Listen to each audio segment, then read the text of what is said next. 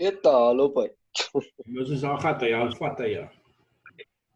Wanneer hy dan gestuur, want ek het hom nog nie gekry nie. Ek het gou vinnig op die op Moodle ingegaan en ek het die credentials en die link vir jou gemail gevinnig. Want ek het gou vinnig die assignment ook ge-unhide sodat hy visible is op Moodle. Oh yes, hier kom hy, okay. Ek het hom. Alright. Hy loop. Dit is altyd makliker as in die e-pos is wat hy whatever ook al dan weet Ja. hy waartoe om te gaan. Ja, dan kan jy hom net search, het jy hom so. Jop. Right, kom ons kyk vir sommer hier terug, lyk my sy se plus om weer te gesels. Ping sy ook op WhatsApp. Sy geniet die Zoom sessions, sê sy. Luister, ek geniet ook die Zoom sessions. Ek kan nie sit en 'n koppie tee drink terwyl ek met julle 'n klas gee in die klas nie. Verstaan jy? Jy weet so mense nou ons sou nou terug gewees het op kampus. Nou is daar 'n perspex glas tussen jou en die studente. Ek sit om in die rekenaar te praat met julle. Is maar net daar. Meneer, ek sal in geval lekker. Why risk it om terug te gaan nou? Verstaan as ons kan online klas hê. Yes, I mean that's lekker. That's an opinion as well, and the one that I support, but I'm not going to obviously I'm going to confront me in public on it. But yeah, bottom line is it works. It worked well in my opinion, and I actually quite enjoyed it as well. I'm more productive. I'm not spending 2 hours in traffic. I do spend those 2 hours and additionally in a day by extending my day, but at least I have an opportunity, guys. I can have a cup of tea while I'm talking to you because I would not have had that when I'm on campus. It was my bottle of water and that was it. And who's going to share your cup? If you go to the kitchen, I mean, who's washing your cup? It's just too risky. Ja, ek moet sê, want ek drink al koffie nou. Dit is baie lekker. Sien, jy sien daai vorige in klas gehad het, jy sou mos afgehaat het met mansies toe, wat waarskynlik nou al toesig gewees het. Of dan na enjoy, en as jy by enjoy gekom het, by die tyd jy by die klas terugkom het, jy af by die klas by gewees, of jou hele breek is in sy dinges in. So it's ups and downs, for sure. But anyway, let's I have to admit, yes, Zoom sessions, it's a different way. It's not everybody's cup of tea, no pun. But, the fact of the matter is, I think a lot of students enjoy it. Some students obviously don't have a choice because they. But our characteristics are all different. I mean, our personalities are different. Some people thrive on social interaction. They actually enjoy studying because they can mix and mingle with people every day. And some people are there to get in the qualifications so they can get a job one day. So, devil's advocate. Motives are different. But I do believe my one son is a complete extrovert, and the other one is a complete introvert. And even the one who is very self-sufficient and have more introvert characteristics than most of us, said to me that the schools can open now. I'm actually ready to go back. And I think it depends on what stage in life you are, and I think that you need people around you. I think it's just, even for me, I was okay. When we had our staff meeting last week, I was actually fine after the staff meeting. So now I've seen everybody, and boom, that's done. Yes, thank you. I can do without you guys for another 3 months. So, it's different for everybody, but I quite enjoy the Zoom sessions as well. I think it's strange how when you're in a classroom, not too many people will engage in and interact in a conversation. And ask a question. Some people will hide under the table or whatever unless you actually confront them directly. And space in the size of the class of this group, there's no place to hide. But strangely enough, when it's done online like this, there's a complete interaction between. Ja, meneer, ek moet sê tot ek vra baie makliker vra. Yes. You know what? En somebody dit is 'n klomp redes daarvoor. Baie keer is omdat 'n mens jy kan jou video hide, jy kan it's personal, but it's also not too personal. Ja. as jy verstaan wat ek sê. So Tegnies wat sy sê is dat meneer is intimiderend, pas op. Jy sou nie vir my gesê het ons in die klas was nie. Ja, ek sou. No, I think everybody has really enjoyed, has enjoyed in different ways the new normal. I think it's a lot of positives, and I actually quite enjoyed it as well. Ja, wat meneer kan my naam is my raaf het aan die Vira sê, sy kan maar video recordings maak. Ek kom hier terug. Love it. Ek kom weer terug. Ja nee, sy is namelijk sê maar hoor, maar ja, nee, nee, dis baie gemaklik so. Guys, what would you prefer? I said it's a nice and small group. We obviously the reason for us going to a sort of a real sessions, real live sessions like this, according to the timetable on campus. I'm okay with it because it's the same group.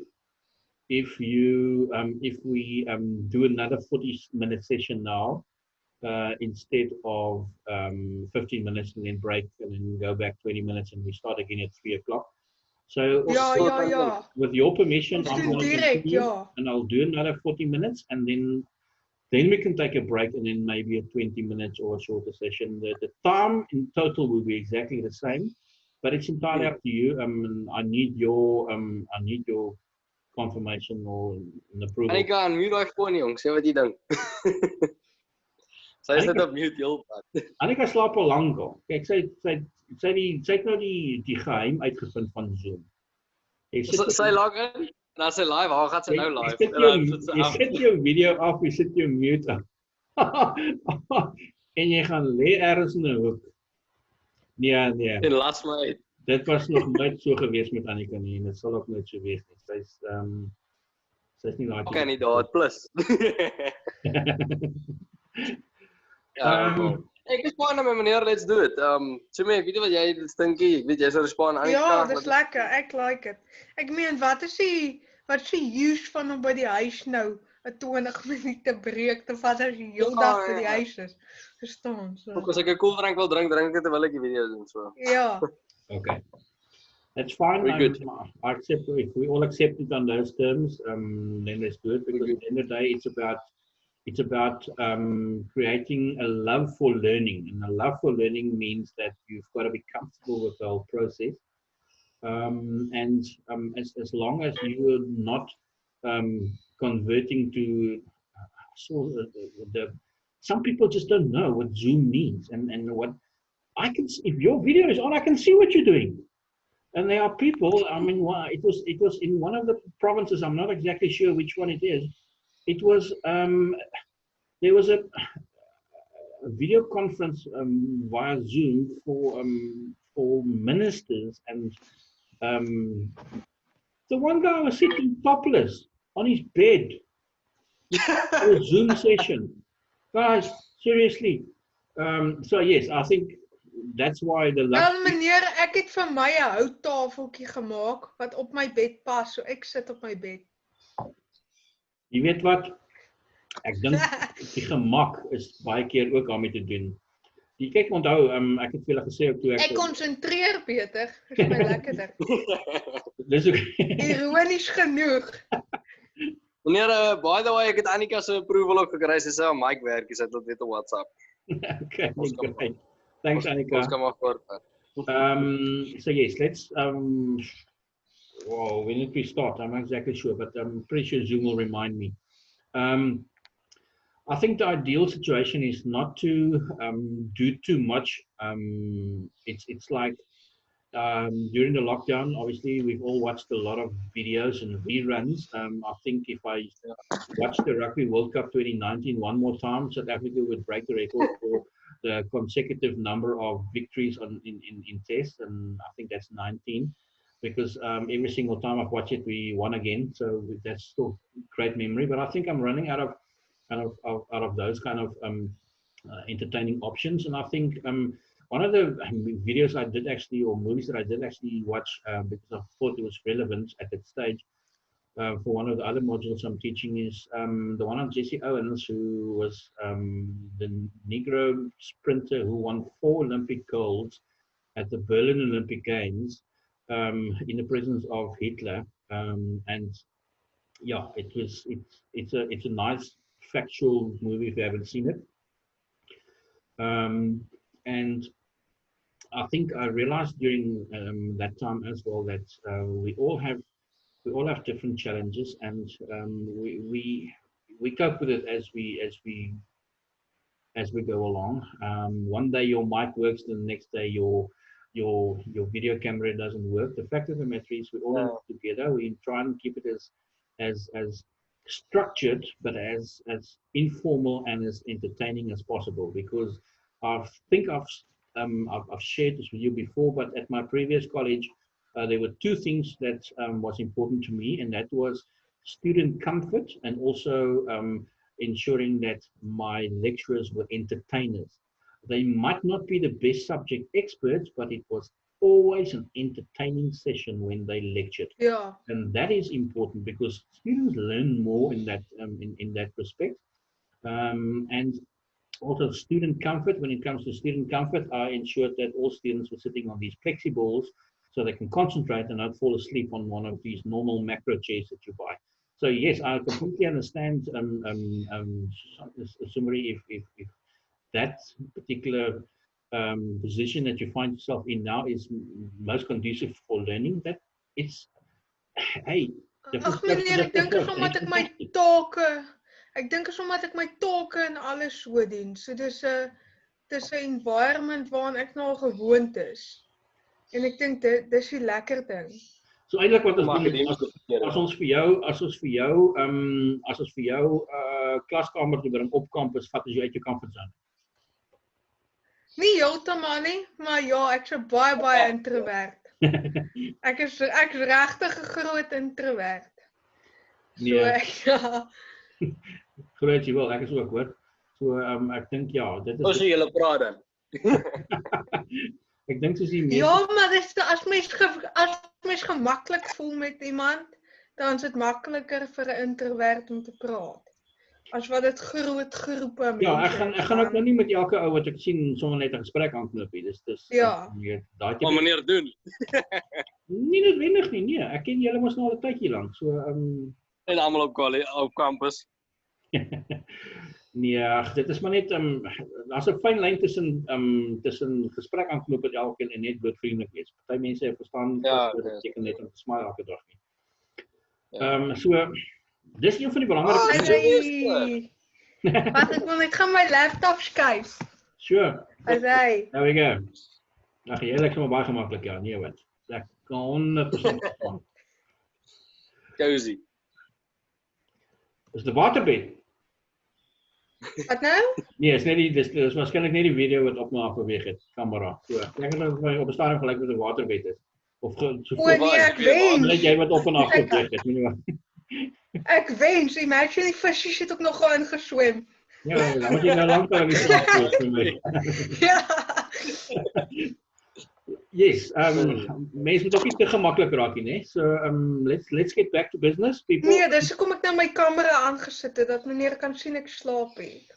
Nee, ek het nog nooit getwyfel aan jou in jou integriteit of jou eerlikheid nie. So dit is nie vir my 'n issue nie. En weet jy wat, as jy geslaap het, daar's kinders wat oop oos kan slaap in die klaskamer hoor, so dis fyn. Ek is Ja. Mense, waaroor gaan hierdie module? Sales and operations. I think what we've come to realize is that selling itself per se can be a career, but it's not a career that is suited for all of us because of our different personalities. If you ask me to take these 5 items and go and knock on somebody's door, and then if he rejects it and walk to the next person's door, I'm not that kind of salesperson. You're not going to sell something to me if I don't see value in it, and you're not going to sell something to me if you're trying to persuade me to buy it. I think that is the important approach that fortunately more companies nowadays, if not all of them, are entertaining, and that is to put themselves in the shoes of the consumer. What would they, if they were buying and not selling, what would they prefer? How would they prefer to be treated in the whole sales negotiation process? I think that's important to realize, because we often say, or the expression is familiar to you, that salespeople are born and not made. And to a certain extent, I think there's truth in that. But I do believe that if we work like on any of our skills, and in improving on any of our skills, that we all can equally well sell almost anything. But to me, the most important thing about selling is you have to, although the objective will always remain to make the sale, because otherwise it would just be a conversation between two people. If there's no end result, or the end result from the salesperson's point of view is that he or she wants their company's product to be bought by the prospective customer. That's as simple as it. That's the bottom line. If that doesn't happen, you're not going to get a salary, you're not going to get commission, you're not going to have a job 3-4 months down the line. So there must be a result at the end of this conversation between buyer and seller, or seller and customer. And that is to make a sale. That has not changed, and it has not changed over centuries. However, it's the manner in which it's done, I think, that has progressed and evolved very positively over decades, because new techniques are used, new selling skills are applied, where the customer has become the important person. And I would always, in every situation where I'm trying to sell something to somebody, I would always ensure that the customer is happy and that the customer makes the decision. I will never force a decision on somebody in a sales position. And that's probably why I'm not a hardcore seller. Because contrary to that, my dad's exactly the opposite. I think he's 82 years old now, and he's very happy and retired in his old age home, and really enjoying life. But he's been a salesperson his entire life. I went with him when I was a youngster, and it was still preschool, because he was not going to take me out of school to accompany him on a business trip. But before the age of 7, before I went to school, I often, when he was visiting the farmers in the Northwest province, that's where we stayed at that station where he worked. And I picked up a lot on his techniques, and he's a hardcore salesperson. He's not somebody that's going to thrust something down your throat, and he has to make a deal, because otherwise this whole trip is just expenses and there's no results.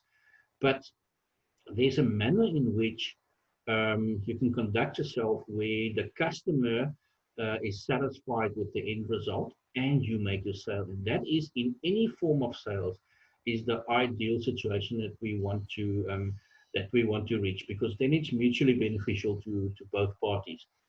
And for that, yes, obviously different techniques and different selling skills is required.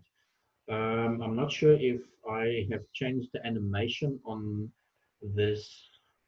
If I've changed the animation on my PowerPoint, but let's convert to the PowerPoint on sales. And Meneer, deesdae het ek baie gaan kyk oor watter tipe poste beskikbaar is in bemarking, en die grootste hoeveelheid is sales.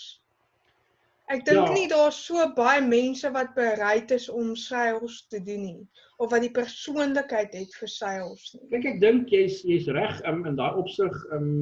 Ek dink daar's 'n paar redes daarvoor, Marie. Ek dink een rede is die mense se misconception about what selling actually involves, and the bad image, the fact that people, the particular profession of sales is not necessarily It's hard work, and not a lot of people actually are prepared to put in those extra hours. And it takes time to settle yourself as a salesperson. And especially in the modern age that we find ourselves, it's very sales people, or people in general, are want results quickly. They don't want to wait. They don't want to build on the relationship with the client, then eventually results in a great transaction. They are impatient. They want everything done now. They want their salary at the end of the month and their commission. And sometimes when you're in sales, you'll find that most companies who employ salespeople put them on a probation period where they give them a basic salary and encourage them to obviously grow and build their clientele before they start earning commission.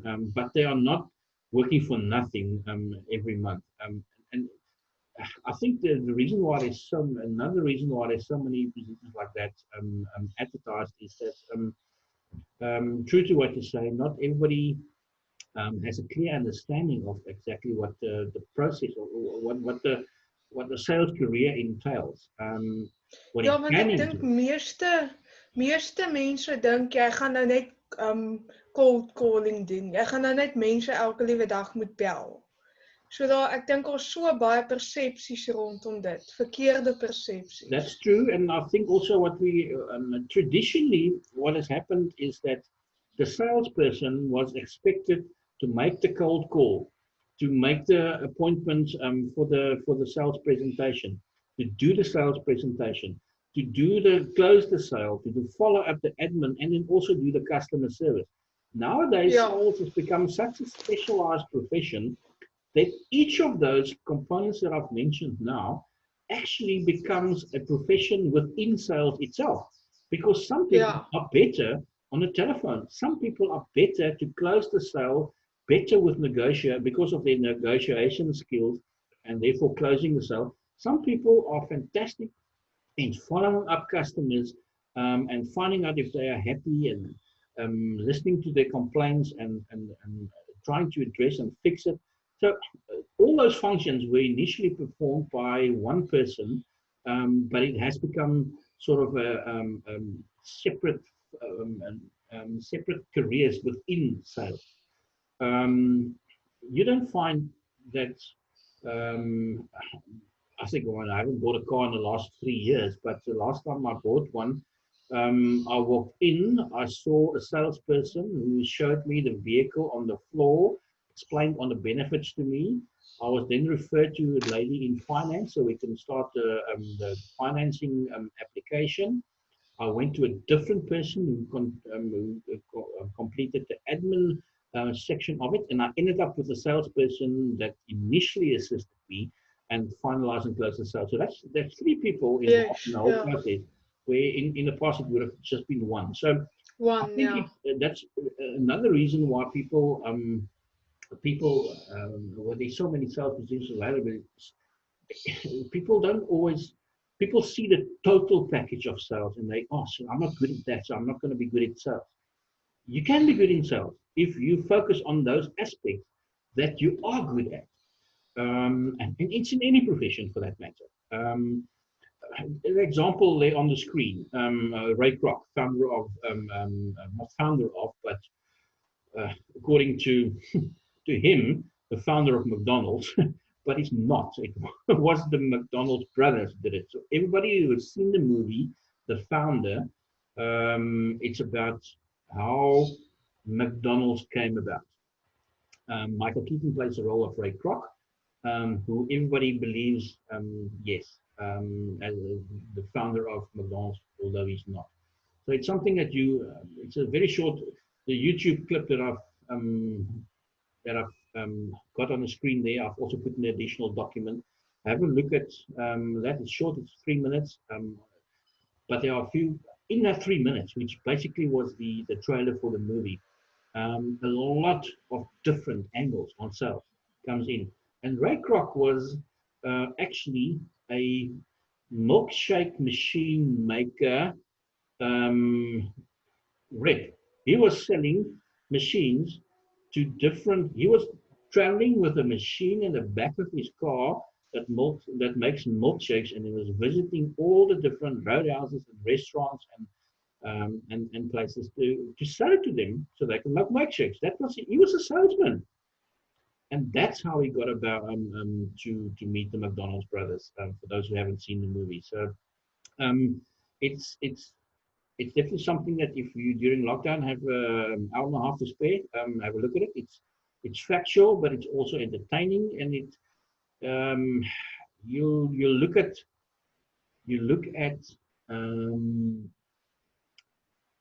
a McDonald's burger differently next time that you order one. And the concerns that was initially raised by the McDonald's brothers, why they didn't want to expand the business, we experience nowadays. Because any of us, all of us on this in the session now, can admit that at some point in the recent past, we've had problems at a McDonald's of different proportions. I'm not talking about getting the order wrong. I'm just talking about what happened to the reason why McDonald's was established. To give you instantly give you without having to wait for your food, whatever you ordered. 30 seconds, and that's it. I think was it 2012, the last time I was in New York. I went to the McDonald's in Manhattan. Their policy is, sir, whatever you order off this menu, if you don't have it within a minute, you don't pay for it. Now, you think that's going to work in many other countries in the world? Probably not. So yes, it is different, and some people's perception about selling in general is I think what makes it so difficult to secure a position for yourself as a salesperson. But those people who stick around, like Grant Cardone that I've mentioned earlier, they can build themselves over a period of 30, 40 years an empire net worth $300 million. It is possible to make it from sales, yes. I think Les Brown made a very important, very interesting quote from Les Brown was, "You don't have to be great to start, but you have to start to be great." And I think at the end of the day, that's often in sales the problem. Where do I start? How do I start? Do I do cold calling? Do I actually? People don't always know where to start, and that often contributes to their failure in sales. So when you are doing personal selling, there are certain strengths and weaknesses, and they are marked positive and negative in this particular table, which you'll find on page 5 in your manuals. And I'm not going to spend too much time on it. Just like to for you to know that it's a nice table to read through to get an idea of, in general, positives and negatives on selling, strengths and weaknesses. But it's not something that you will find somewhere in an exam paper or exam paper or anything. So take note of it, read through it, and bank it as interesting to know. Characteristics of modern selling. The reason why I put in detail in the next number of slides, we're going to be looking at each of those blocks. The reason why I put this image on, apart from the fact that it is in your manuals, is to ensure that a very important, the most important aspect about selling is illustrated. And that is that the customer is right in the center of that diagram, right in the center of the slide of this picture. Because once we forget that the customer is the important one, once we forget that the customer should always be in the center of all the activities we do when we are busy with selling, you've lost the plot. You've lost the customer's interest, and you will eventually lose the sale. Right. We've got 10 minutes on this session. And then I would suggest, guys, if we finish 10 minutes, it should be almost quarter past 3. 30 minutes over 3, yeah. And yeah, let's take a short 5-minute break just to refill our cups of coffee after that. And then we continue with another session. We're probably not going to have another 40-minute session. As I say, we've done a lot already today. You've had me on the line now since 20 past 12. And yeah. I think you're probably fed up. You want to do something else. But yeah, let's not forget that the important thing still remains. Like the important thing with your studies is what you want to achieve with your studies, and that is obtain a job that can eventually grow into a career. Now, in selling, the customer remains in the center of the picture all the time, and don't forget it. Everything else that goes around that, customer retention, managing your database, your relationship that you establish with your customer, selling the product to the person, adding value to the whole experience. All of those components are important, and all of those are functions that you will perform will visit itself somewhere in your selling process. But the main thing, and that's why all the arrows also point towards the center, is the customer, the important person in any picture where sales are involved. Right.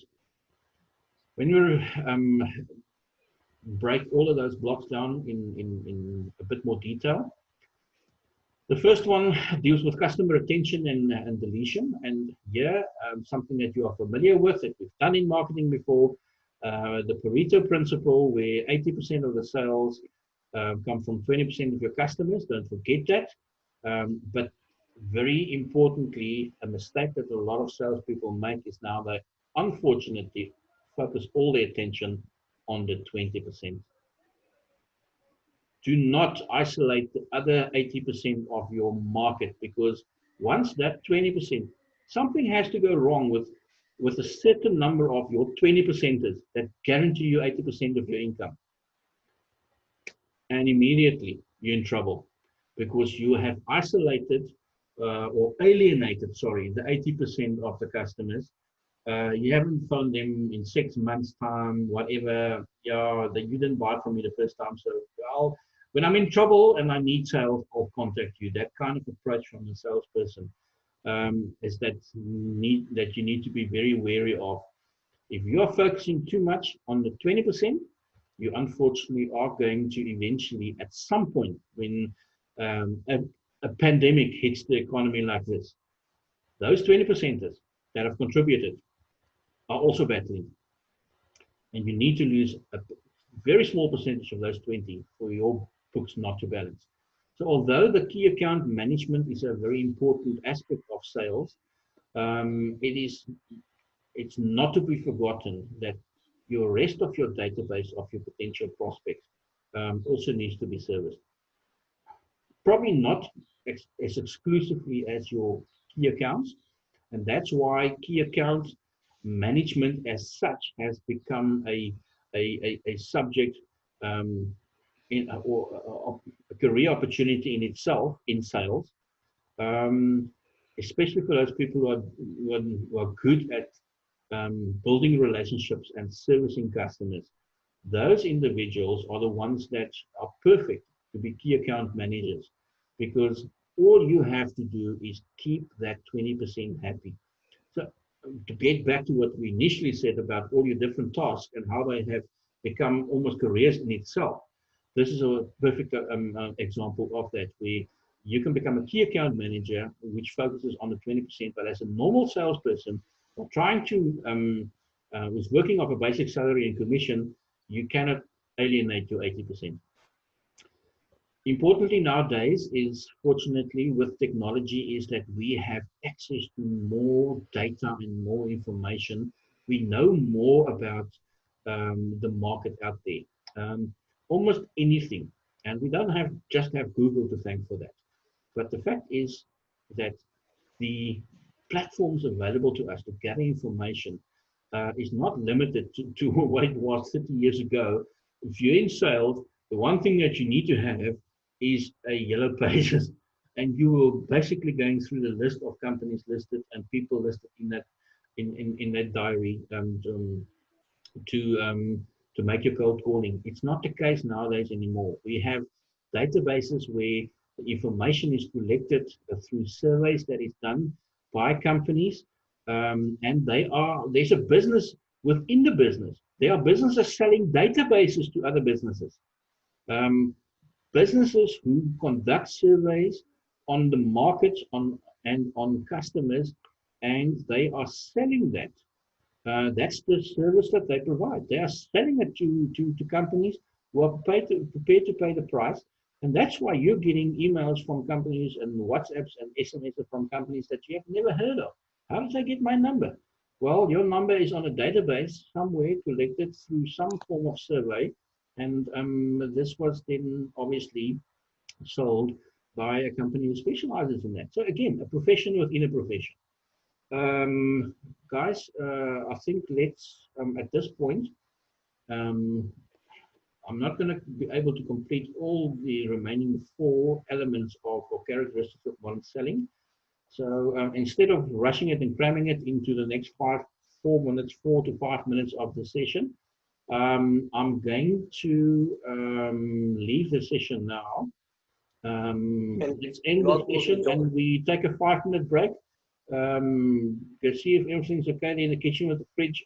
Christian, Sumri, just make another cup of coffee for you, and I'll see you guys in 5 minutes. Okay, so 5 minutes, okay. I'll see you in 20 past, and then we push in for another 25 minutes, okay? All right. Okay. Cool. Thanks. Thanks. See you guys soon. Bye. Bye.